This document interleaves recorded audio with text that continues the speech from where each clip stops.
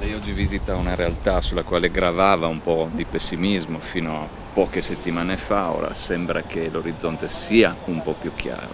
Quali sono le prospettive reali?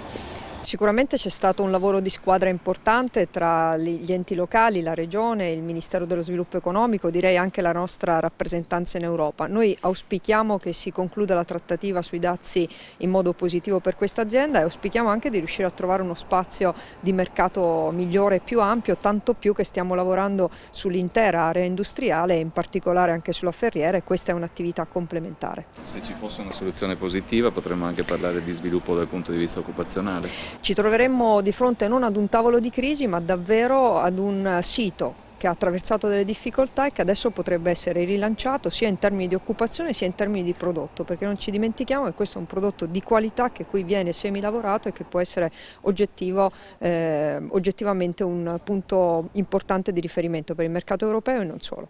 Direttore, oggi è una giornata importante perché c'è stato l'incontro con i vertici della Regione, ai quali è stato detto e riconosciuto il lavoro fatto, ma anche una prospettiva verso l'internazionalizzazione. Certo.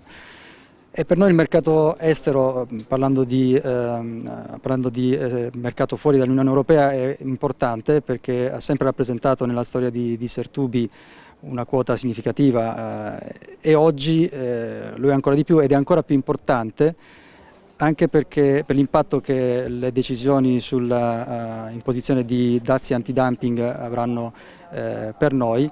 Il mercato estero, l'esportazione all'estero permetterà di non subire il danno che questi dazi avranno per noi. Ecco, quindi è un mercato importante, un mercato che noi non abbiamo, per ragioni evidenti, mai esplorato e non siamo mai stati presenti, è il mercato iraniano, per il quale la Presidente ha dato disponibilità ovviamente a supportarci e a metterci a disposizione i canali già esistenti e operativi, insomma. Quindi anche questa è una prospettiva positiva, ecco.